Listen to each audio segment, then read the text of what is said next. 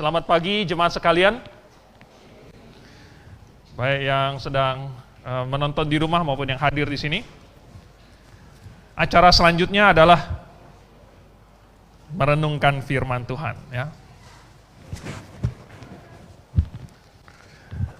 Jadi mari kita buka Alkitab supaya kita tahu apa kata firman Tuhan. Mari kita buka di dalam Lukas pasal yang ke-7. Kita akan baca ayat 11 sampai 16. Kita akan baca 3 perikop hari ini.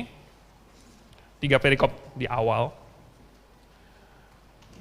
Lukas pasal 7 ayat 11 sampai yang ke-16. Saya akan membacakan untuk jemaat sekalian, dan Anda silakan mengikuti di dalam hati. Yesus membangkitkan anak muda di Nain. Lukas pasal 7, ayat 11 sampai 16. Oke. Kemudian Yesus pergi ke suatu kota yang bernama Nain. Murid-muridnya pergi bersama-sama dengan dia, dan juga orang banyak menyertainya berbondong-bondong. Setelah ia dekat pintu gerbang kota, ada orang mati diusung keluar. Anak laki-laki, anak tunggal ibunya yang sudah janda. Dan banyak orang dari kota itu menyertai janda itu. Dan ketika Tuhan melihat janda itu, tergeraklah hatinya oleh belas kasihan. Lalu ia berkata kepadanya, "Jangan menangis." Sambil menghampiri usungan itu, ia menyentuhnya. Dan sedang para pengusung berhenti, ia berkata, "Hai anak muda, aku berkata kepadamu, bangkitlah." Maka bangunlah orang itu dan duduk dan mulai berkata-kata. Dan Yesus menyerahkannya kepada ibunya. Semua orang itu ketakutan dan mereka memuliakan Allah sambil berkata, "Seorang nabi besar telah muncul di tengah-tengah kita dan Allah telah melawat umatnya." Luar biasa. Di pasal 8 lagi. Kita baca ayat 40 sampai 56, cukup panjang, makanya saya bacakan untuk jemaat sekalian. Masih di Lukas, kali ini pasal 8, jadi tinggal balik halaman sebelahnya, ayat 40 sampai 56. Ketika Yesus kembali, orang banyak menyambut dia, sebab mereka semua menanti-nantikan dia. Maka datanglah seorang yang bernama Yairus. Ia adalah kepala rumah ibadat.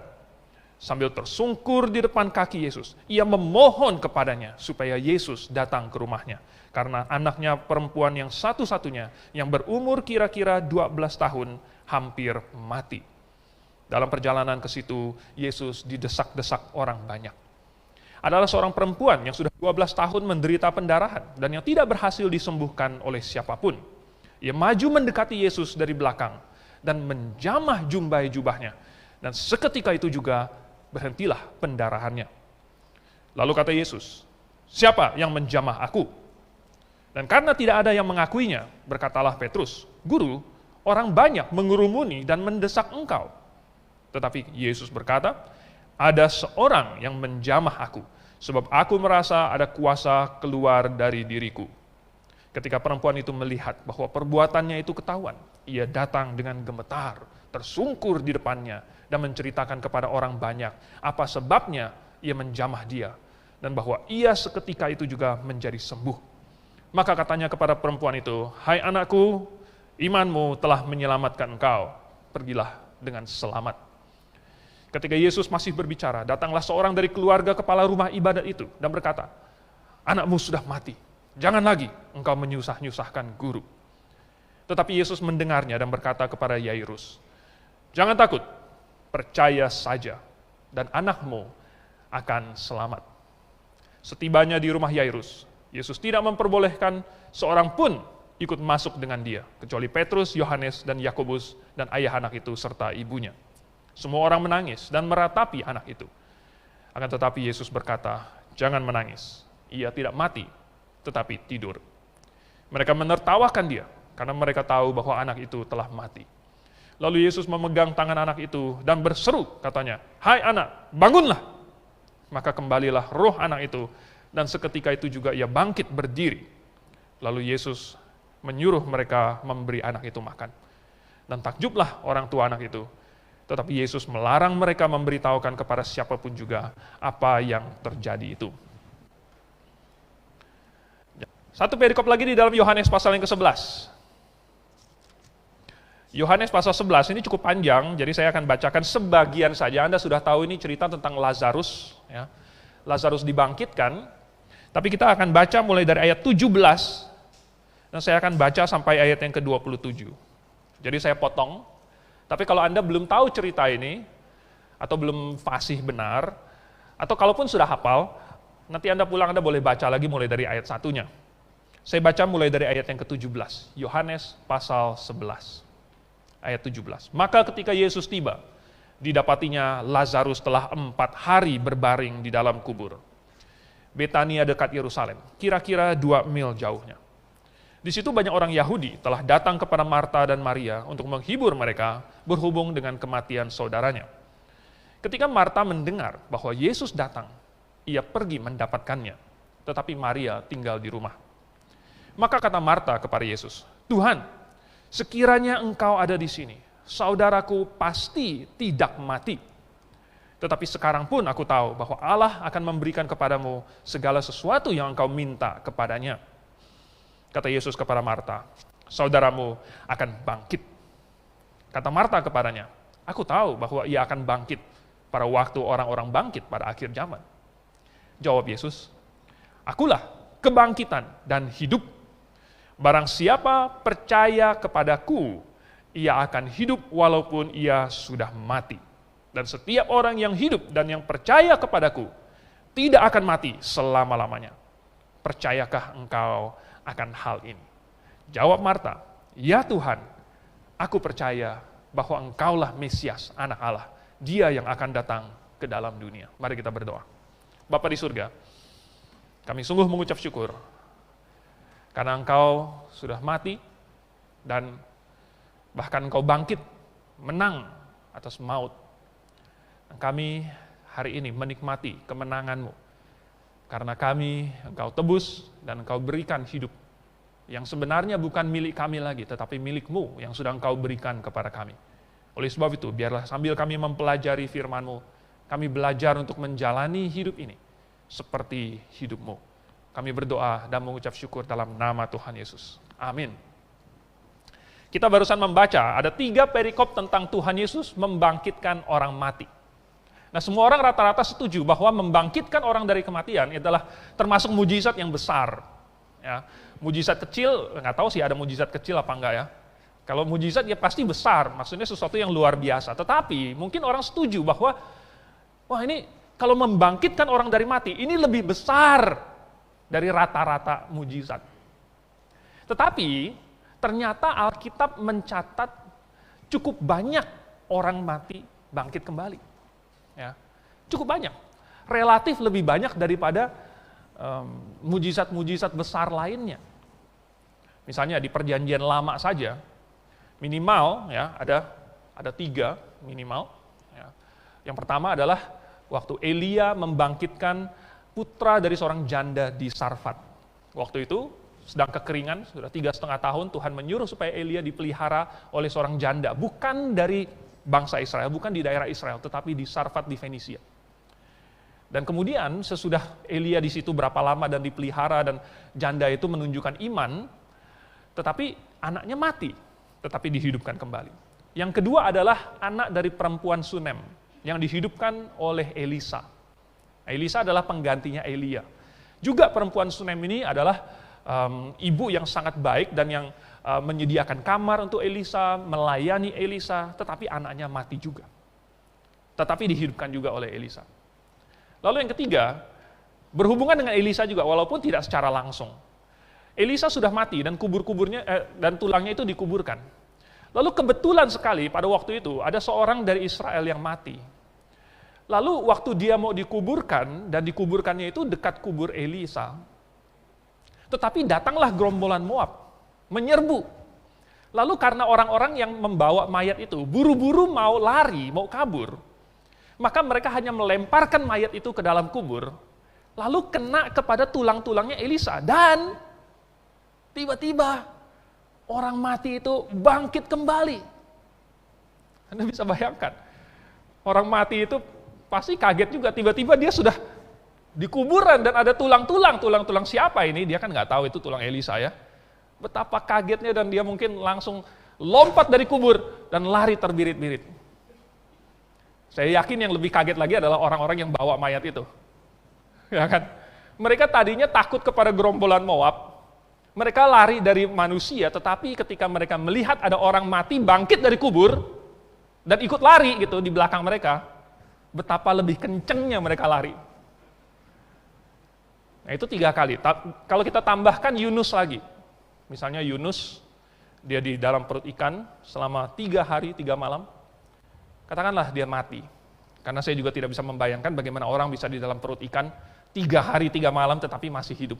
Bisa sih, itu mujizat juga, tetapi seandainya tanda Tuhan Yesus seperti tanda Yunus, maka seperti Tuhan Yesus mati, kemungkinan Yunus juga mati. Jadi total di perjanjian lama 4 kali, tetapi di perjanjian baru ada 3 perikop ini, 3 kali. Jadi anak Yairus, kemudian anak dari janda di Nain, kemudian Lazarus, Yesus sendiri, yang keempat orang mati bangkit dari kubur. Lalu kemudian Petrus pernah membangkitkan Dorcas, lalu kemudian Paulus pernah membangkitkan Eutikus. Jadi di perjanjian baru ada 6, di perjanjian lama ada 4, jadi total ada 10 kali tercatat di dalam Alkitab orang mati bangkit dari kubur. Ini saya masih belum menghitung yang waktu Tuhan Yesus bangkit, lalu kemudian ada orang-orang kudus yang bangkit di Yerusalem. Tetapi secara pribadi, orang-orang yang bangkit itu ada 10 dicatat di dalam Alkitab. Ini banyak sekali. Ya, dibandingkan mujizat-mujizat besar lainnya. Tuhan hanya membelah lautan 2 kali. Ya, padahal itu mujizat luar biasa besar. Tetapi membangkitkan orang sampai 10 kali. Kenapa? Karena kebangkitan orang mati merupakan salah satu tema utama di dalam iman kekristenan. Ini adalah salah satu inti, salah satu kekuatan dari Injil. Yaitu bahwa orang mati nanti akan dibangkitkan kembali. Makanya kita mencatatkan dengan cukup mendetil hal-hal yang menyangkut dengan kebangkitan. Nah, pada hari ini saya ingin mengajak kita untuk melihat 3 kali Tuhan membangkitkan orang dari kematian. 3 kali Tuhan membangkitkan orang dari kematian. Nomor 1, Tuhan membangkitkan orang mati itu sebagai bukti. Sebagai bukti. Bukti apa? Tuhan Yesus membangkitkan orang dari kematian untuk membuktikan kuasanya. Sudah banyak mujizat lain yang Tuhan lakukan. Dan itu juga membuktikan kuasanya. Tetapi, mungkin orang akan setuju. Membangkitkan orang dari kematian. Oh, ini lebih berbobot, ini lebih mantap. Ya.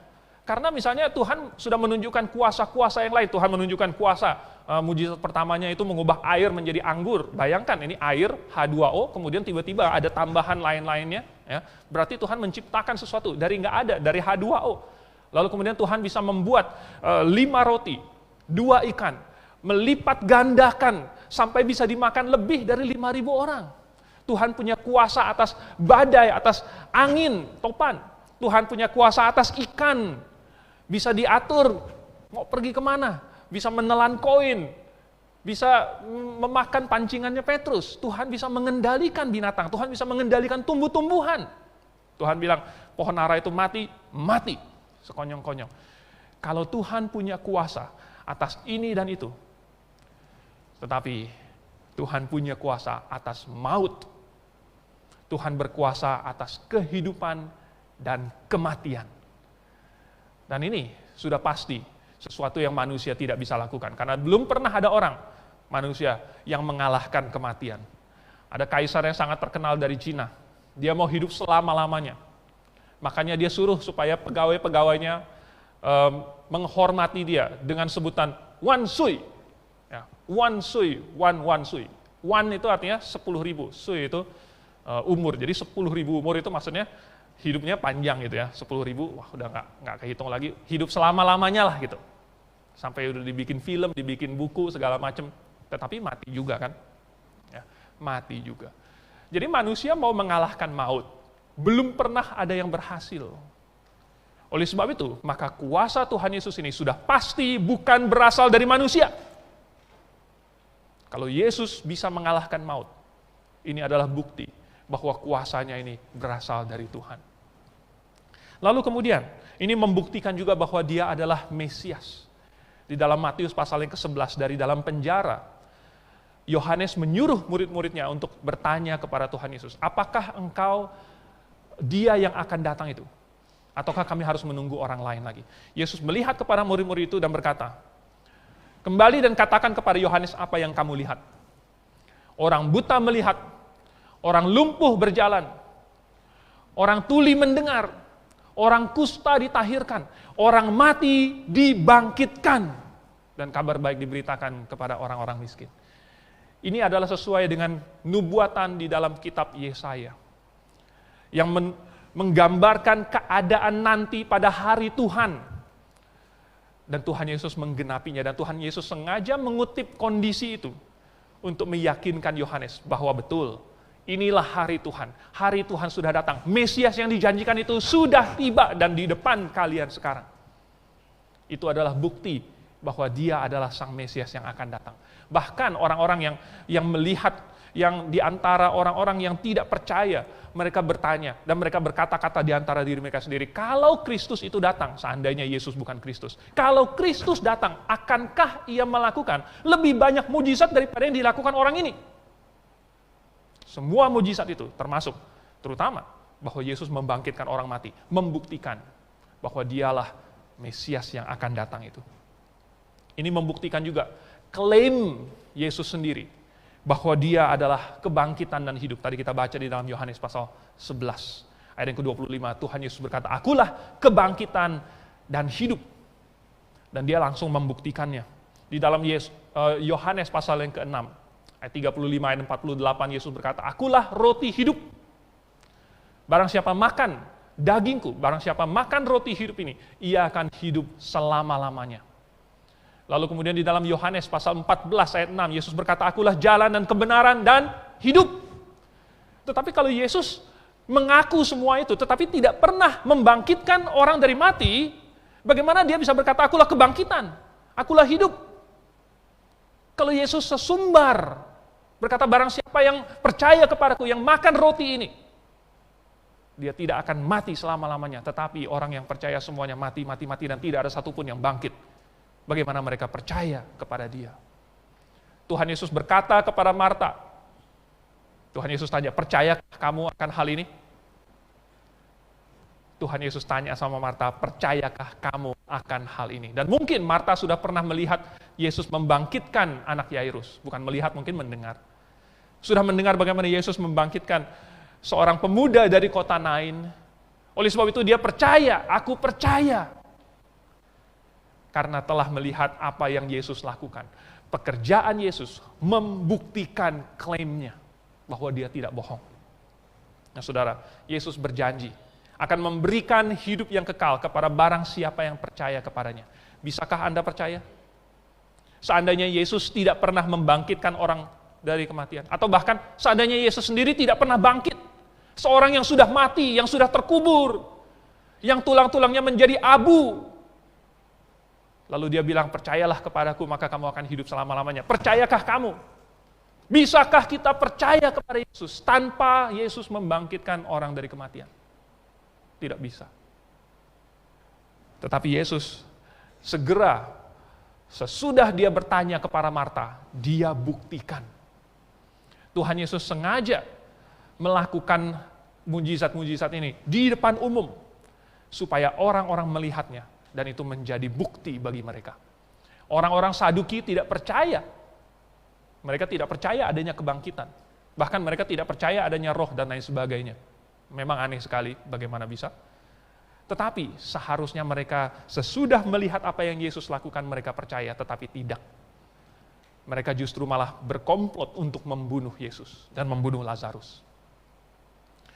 Nah, apa yang harus kita lakukan hari ini? Setiap kali kita menginjil, kita harus menceritakan tentang Tuhan Yesus membangkitkan orang dari mati, bahwa Yesus sendiri bangkit dari kubur. Ini adalah tema utama, ini adalah bukti kemenangan iman Kristen.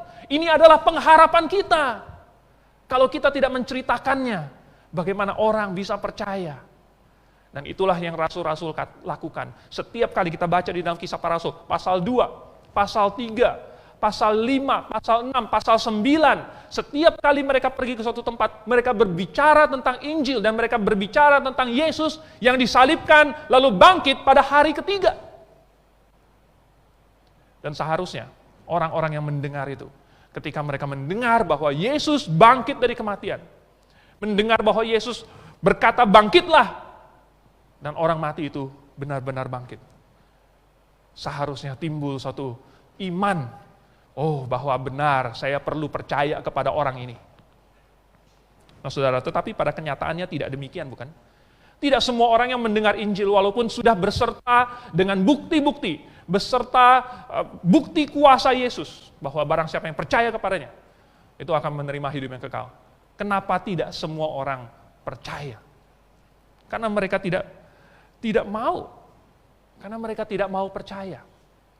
Mungkin mereka tidak pernah mendengar tentang kebangkitan ini. Tetapi sekalipun mereka pernah mendengar, tetapi mereka tidak mau percaya.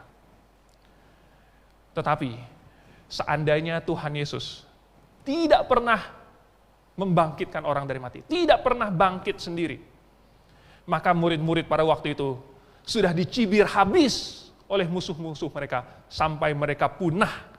Seandainya Yesus tidak pernah membuktikan bahwa dia sudah bangkit, murid-muridnya itu imannya pasti sudah seperti kerupuk yang dipecahkan. Bunyinya kremnya, ya, enak bunyinya, tetapi habis itu hilang. Tetapi bagaimana mereka bisa punya iman yang begitu kokoh? Adalah karena mereka menyaksikan dengan mata mereka sendiri apa yang Yesus perbuat. Dan Yesus sendiri bangkit. Itu adalah buktinya. Nah saudara, apabila kita hari ini telah membaca kesaksian dari para saksi yang bisa dipercaya, yang memeteraikan kesaksian mereka dengan darah mereka sendiri, tidakkah kita mau percaya? Karena Yesus berjanji, barang siapa percaya kepadanya, memiliki hidup yang kekal. Walaupun ia mati, ia akan hidup selama-lamanya. Saudara, bukti klaim Tuhan Yesus. Makanya ia membangkitkan orang-orang ini. Hal yang kedua yang bisa kita pelajari, Yesus membangkitkan orang-orang mati ini untuk memenuhi kebutuhan atau menjawab doa. Dan Tuhan bisa memenuhi kebutuhan kita atau menjawab doa kita dengan cara yang paling ekstrim sekalipun. Cara yang super ekstrim. Tuhan mampu melakukannya. Kalau kita baca tadi di Lukas pasal 7 itu, janda di kota Nain itu, dia cuma punya satu anak tunggal. Lalu kemudian anak tunggalnya ini meninggal. Jadi janda ini sudah ditinggal oleh suaminya, lalu ditinggal oleh anaknya juga. Dan satu-satunya anaknya, pastilah ia sedih sekali. Tuhan juga ketika lewat situ, Tuhan juga berbelas kasihan, Tuhan iba, Tuhan simpati. Ini luar biasa, menunjukkan bahwa Tuhan Yesus itu sungguh manusia yang mengerti perasaan kita. Sungguh manusia yang sudah mengalami apa yang kita alami. Dan tahu juga, mungkin Tuhan Yesus juga sudah kehilangan anggota keluarganya. Apakah orang tuanya? Kita tidak tahu, karena tidak pernah disebut tentang Yusuf sesudah Yesus dewasa. Mungkin Yusuf sudah meninggal. Jadi Yesus tahu tentang kehilangan anggota keluarga. Yesus bisa bersimpati dengan janda ini. Dan sebenarnya Tuhan sangat memperhatikan dua golongan orang ini, yaitu janda dan yatim piatu. Di dalam Ulangan pasal yang ke-10, Tuhan mewanti-wanti orang Israel di dalam hukum Taurat, jangan menyunat hak janda dan yatim piatu. Jangan bias terhadap mereka. Belalah perkara mereka.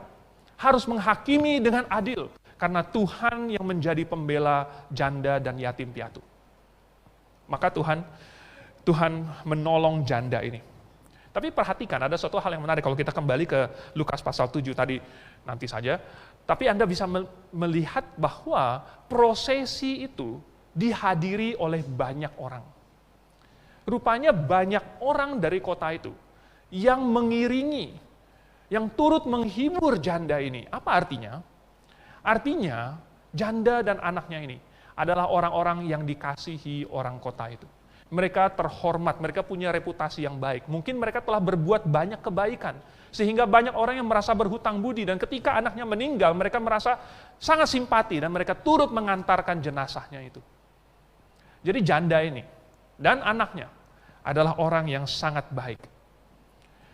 Dan kalau orang-orang kota itu mengasihi janda itu, mengasihi anaknya, terlebih Tuhan, tidakkah Tuhan akan mengasihi mereka? Tuhan di dalam 1 Timotius pasal yang kelima mengatur supaya jemaat memelihara hidup janda-janda yang benar-benar janda. Anda boleh baca di dalam 1 Timotius pasal 5 nanti Anda pulang. Tetapi ada syaratnya, ini adalah janda yang benar-benar janda yang sudah ditinggalkan dan tidak punya suami dan tidak punya anak.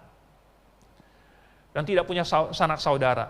Nah, kalau katanya ada tambahan lagi, kalau mereka selama hidupnya itu, semasa hidupnya itu, tidak kawin lagi, maksudnya sudah menjanda, tidak mencari suami lagi, lalu kemudian telah berbuat baik, melayani di dalam jemaat, melayani saudara-saudara, dan intinya katanya memakai setiap kesempatan untuk melakukan pekerjaan yang baik.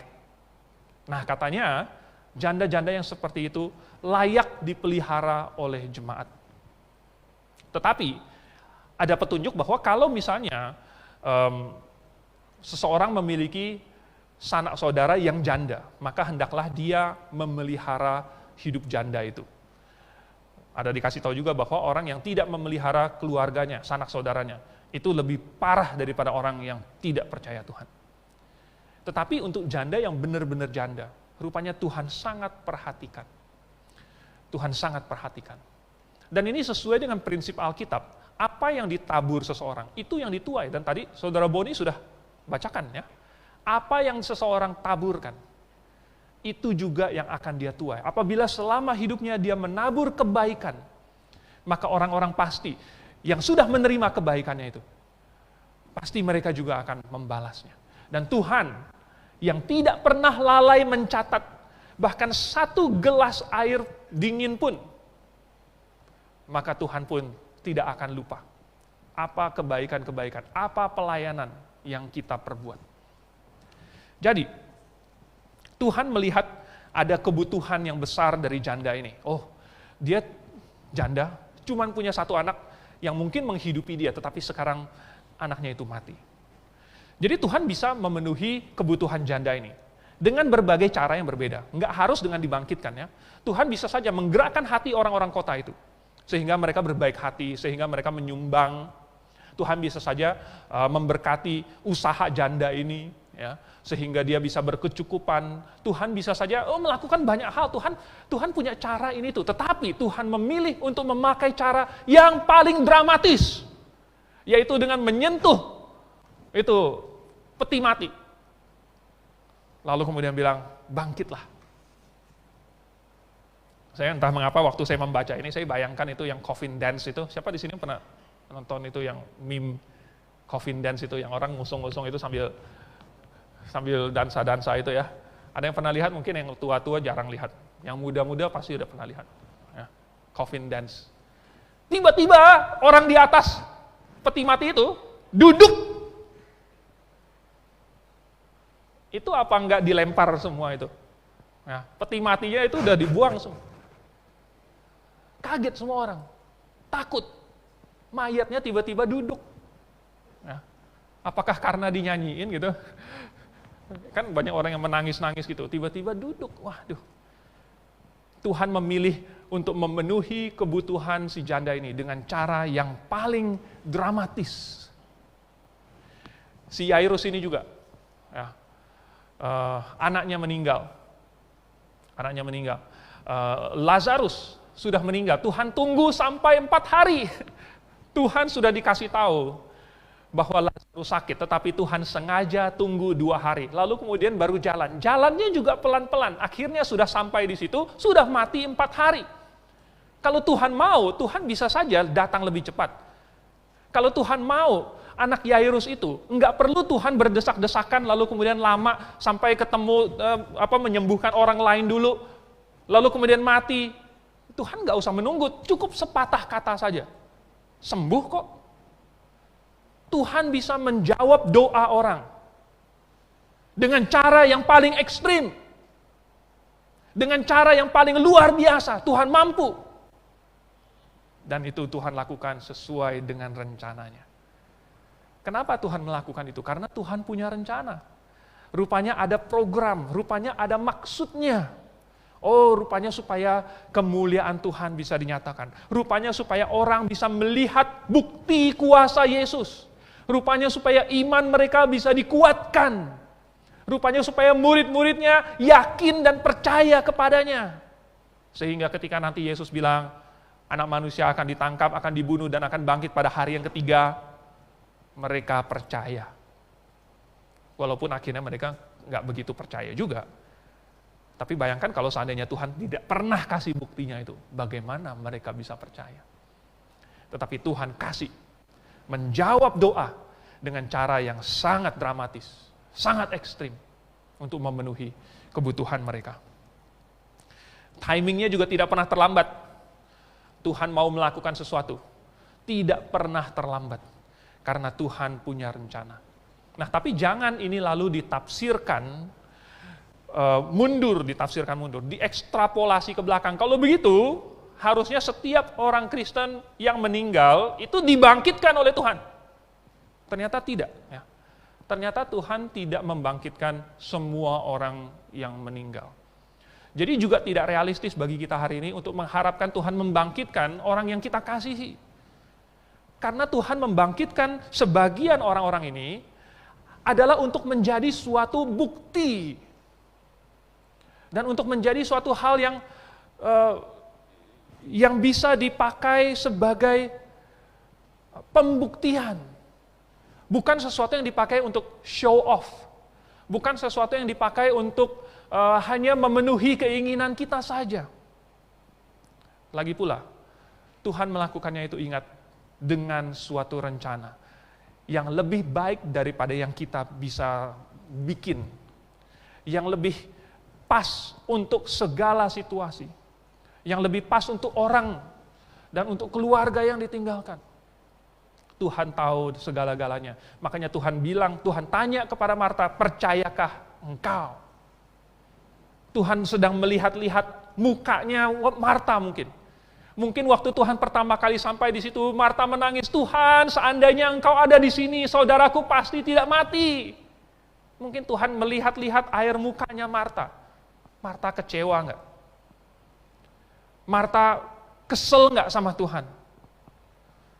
Tetapi ternyata Marta masih percaya kepada Tuhan. Jadi Tuhan akhirnya bisa melakukan suatu pekerjaan yang besar. Karena kita percaya kepada Tuhan. Jadi Tuhan memberikan segala sesuatu ini. Berdasarkan suatu hal yang terbaik bagi kita. Nah, tahu dari mana bahwa ini adalah sesuatu yang terbaik bagi kita? Oh, di dalam Roma pasal 8 ayat yang ke-28. Paulus berkata, kita tahu sekarang bahwa Allah turut bekerja dalam segala sesuatu untuk mendatangkan kebaikan bagi mereka yang mengasihi Allah, yaitu bagi mereka yang terpanggil sesuai dengan rencananya. Jadi kalau kita mengasihi Allah, kalau kita sedang melakukan rencana Tuhan, kita bisa tahu dengan pasti bahwa Tuhan turut bekerja dalam segala sesuatu untuk kebaikan kita. Tetapi kalau kita menyimpang, kalau kita lari dari Tuhan, kalau kita tidak peduli dengan Tuhan, seperti seorang nabi yang lari ke Tarsis, naik kapal. Oh, ternyata kapalnya itu menemui banyak cobaan, banyak tantangan. Ada badai lah, sampai dia harus dilempar keluar lah, masuk ke dalam perut ikan lah, dimuntahkan ke laut lah. Kalau dia lari dari Tuhan, maka itu akibatnya. Tetapi, bagi kita yang mengasihi Tuhan, yang sesuai dengan rencana Tuhan, maka kita tahu Roma 8 ayat 28. Hal yang ketiga, apa pelajaran yang bisa kita dapatkan? Yaitu bahwa Tuhan membangkitkan mereka untuk kasih preview bagaimana kebangkitan nanti di akhir zaman. Ya, di dalam Yohanes pasal 11 ayat yang ke-24 itu, Marta mengakui bahwa ya, aku percaya Tuhan bahwa saudaraku itu akan bangkit pada kebangkitan orang mati di akhir zaman. Oh, rupanya Marta, ya, walaupun dia sibuk di dapur, ternyata sempat juga mendengarkan khotbah Tuhan Yesus. Ya. Makanya dia bisa tahu, oh itu nanti akan dibangkitkan kok pada akhir zaman. Hebat juga si Marta ini. Ya, mungkin dia belajar dari Maria. Sesudah dia marah tentang Maria duduk di kaki Tuhan Yesus bilang Maria sudah memilih bagian yang terbaik. Mungkin dia tukeran sama Maria. Ya, Maria, waktu itu kamu sudah duduk di kaki Yesus. Giliran saya mau duduk di kaki Tuhan Yesus. Makanya dia tahu satu doktrin yang sangat penting ini. Jadi Tuhan kasih preview apa yang akan terjadi nanti pada saat kebangkitan akhir zaman. Jadi pada saat kebangkitan akhir zaman ini ya, adalah sesuatu yang spesial. Jadi bukan seperti apa yang dialami oleh 3 orang ini, anak Yairus, pemuda di kota Nain, lalu kemudian Lazarus. Waktu mereka dibangkitkan, istilahnya itu bukan seperti yang di akhir zaman yang kita pakai istilah resurrection, tetapi mereka hanya diresusitasi. Mereka dikembalikan kepada tubuh mereka. Ya, mereka waktu dihidupkan lagi, mereka masih mengenakan tubuh jasmani mereka, dan mereka nanti masih mati lagi. Makanya ini cuman resusitasi, bukan kebangkitan seperti yang nanti.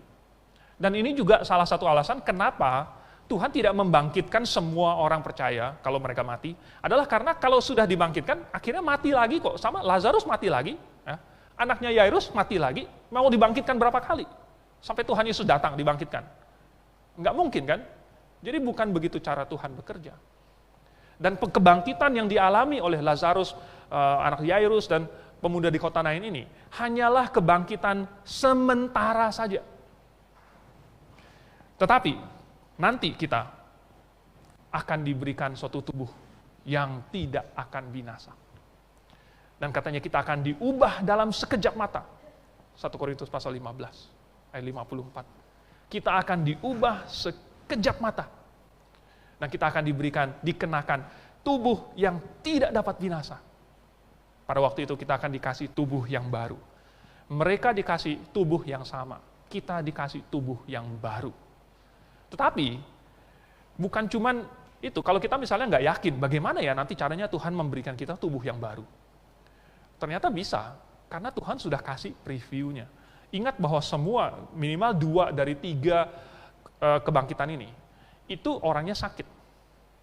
Anak Yairus, sebelum dia meninggal, sakit. Tetapi ketika Tuhan Yesus bilang kepada anak itu, ya, maid, bangkitlah.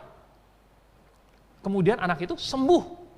Jadi bukan hanya dia hidup lagi, dan demamnya hilang, penyakitnya hilang. Jadi dia dikembalikan kepada kesehatan. Lebih dramatis lagi, Lazarus, dia sudah mati 4 hari. Bayangkan, kalau Lazarus ini benar, yang di dalam cerita orang kaya dan Lazarus itu, berarti dia ada borok. Kalau dia sudah mati 4 hari, dan waktu itu tidak dikasih formalin, dan tidak ada disimpan di dalam freezer seperti di ruang mayat, ya, mereka ditaruh begitu saja, hanya dibungkus kain kafan. Maka sesudah beberapa hari, proses pembusukan sudah berlangsung. Anda bayangkan, mungkin kulitnya itu sudah tidak bisa nempel lagi. Kalau kita tarik itu kulitnya sudah copot.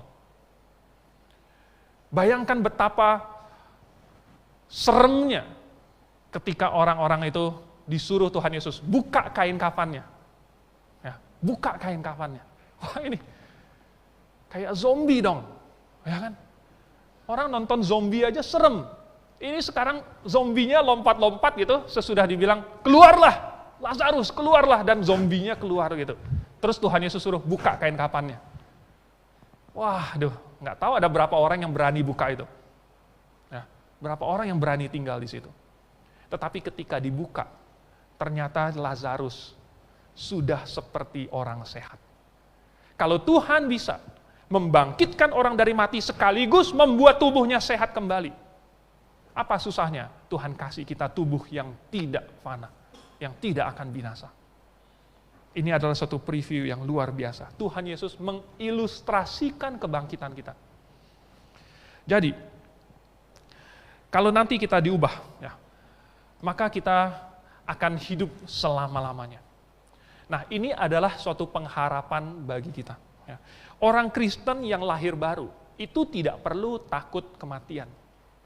Makanya tadi di 1 Korintus pasal 15 itu, sesudah Paulus bilang bahwa dalam sekejap mata, pada saat nafiri dibunyikan, kita akan diubah.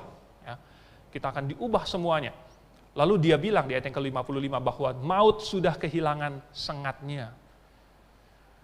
Di manakah sengatmu? Yang bikin maut menakutkan itu adalah bahwa karena manusia takut mati. Sehingga orang-orang mencoba segala cara supaya tidak mati.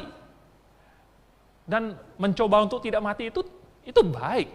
Ya, itu baik, itu suatu hal yang sangat alamiah. Makanya kita hari ini pakai masker.